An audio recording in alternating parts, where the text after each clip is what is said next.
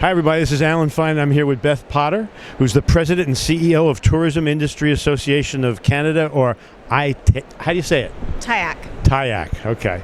We're going to talk about how Canada has stepped up its game to promote travel and tourism, as well as supporting its Indigenous peoples and how they dovetail, in fact, and help each other. We're going to talk about all that here on Insider Travel Report. Beth, thank you for talking to us. My pleasure, absolutely. So let's start with, can you give us an overview and a history of your organization? So the Tourism Industry Association of Canada has been around for over 90 years. We were established to represent the industry and to be able to take the industry's voice to government, but also to facilitate business opportunities, networking, learning, and to ensure that Canada's tourism industry was competitive globally. You look good for 90. Yeah, no.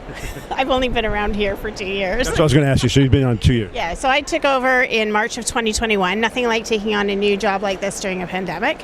But I've been in the tourism industry in various different roles for over 20 years. So now, let's talk about Rendezvous Canada and the relationship to the organization. So Rendezvous Canada is a buyer-seller business show, and it is owned by the Government of Canada, but TIAC runs the show every year. And the relationship between us and Destination Canada is that we pull the show together, we make sure that the industry is here with great product and great experiences, and then Destination Canada works with all of the international markets to make sure that we have the right buyers here to buy the product, to meet with our industry, and then go back and sell Canada. And the key here is right buyers, and we're going to talk about that because you guys are some of the buyers. So we'll get there. Meanwhile, let's talk about this conference. How many people are here? How many buyers? How many sellers? Some of the stats that were at the press conference. Right. So the number of buyers, just over 400. We've got well over 900 sellers. And then with various other partners on the floor as well. So just over 1,500 people are at this event. With lots and lots of partnerships and some great activations. A lot of countries represented, right? Absolutely, a ton of countries. 27 countries, including all of our key markets that we go to on a regular basis. But then, other markets, they come to us and ask us, can we come to your show? So we say yes. So now you have your finger on the pulse of travel to Canada. How are we coming back? So we're coming back, and that's the important part. I mean, obviously, the pandemic years were devastating to our industry with borders closed and nobody wanting to travel at all or having the ability to travel. We used to be a $105 billion a year industry. That got cut in half right away. Domestic travel is certainly coming back, but the good news is that international travel is coming back too. Now, we're not yet at the pre-pandemic levels, but according to all of our forecasting and the forecasting that we have done with our government partners, we should see an increase over last year of 17 to 23%. And we're hearing reports of new flights for new countries. Do you want to talk a little bit about that?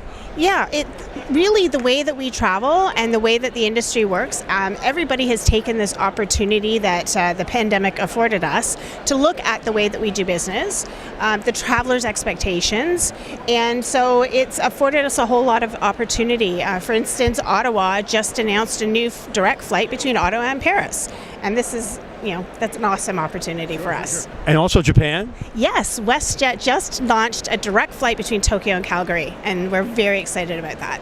Well, and this sort of leads us into what are the trends that you're seeing now? The travel advisors always want to know what the trends are so they can sell to the trend. Well, I think that one of the things that everybody needs to keep in mind is that the way people are traveling is different. There's, if we thought that there was last minute bookings before, we didn't know what was coming. So it's very much last minute still. There is a real combined, what we call bleisure traveler now. So the business traveler combining with leisure opportunity. We got used to being able to work remotely, and so we are taking that one step further, and we are adding personal time and business time together. Doesn't bleisure then lead into multi-generation bleisure? absolutely does. We are seeing things like 5 generations of families traveling together. Someone's working to pay for the vacation while the others are with them. Yes. That is a trend. It is a trend, absolutely. So, and what will be the economic impact of Rendezvous Canada? So, one of the things you got to think about is that a lot of the connections that are made on the floor, the actual business will come later. We will have hosted, by the time this week is done, over 51,000 meetings. The economic impact of that is a little hard to define, but we know that at least $1.5 million business will get written on the trade show floor. But the economic impact of bringing all of these people to Quebec City this week is way beyond that. I mean, you think about all of the international buyers that have come to Quebec City, maybe for the first time, and frankly, Canadians that have come to Quebec City, and sometime, it has been a long time since they've been here, if ever. So, and since the pandemic, that's happened more and more, where they've traveled domestically. You know what? So many people are putting Canadian destinations, and I say people, I mean Canadians. So many Canadians are putting Canadian destinations on their bucket list, and that's lovely. We've seen that in the United States as well. Absolutely. And domestic, as I said before, domestic travel, it will be back 100% to pre-pandemic levels this year, we will see it grow exponentially over the next few years. With all that economic impact, I know that you guys are very worried about sustainability. You want to have impact, you want to have trade, but you want to be sustainable. How are you going to manage that? Well, I'll take Rendezvous Canada as an example. We have completely offset our entire carbon footprint for this show.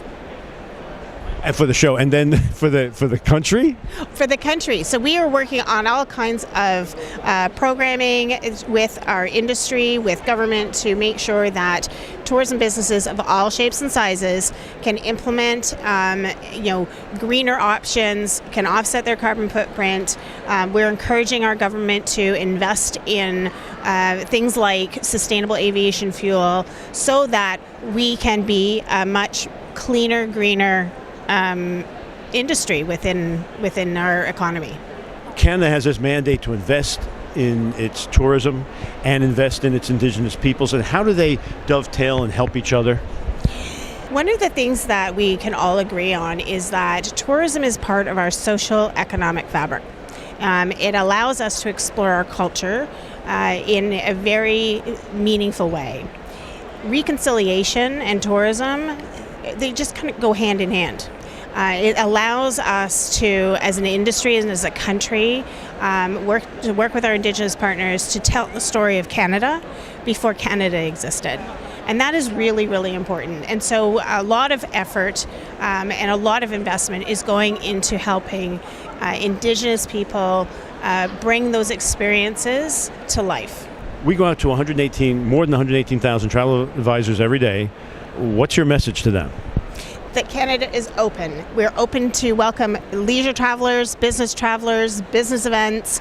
We're ready, we're willing, we're able, and to come on up to Canada, make Canada a destination of choice for your customers. And now for the travel advisors who would like to be a buyer here, how can they learn more, get involved, and there's an application process. What do they need to know?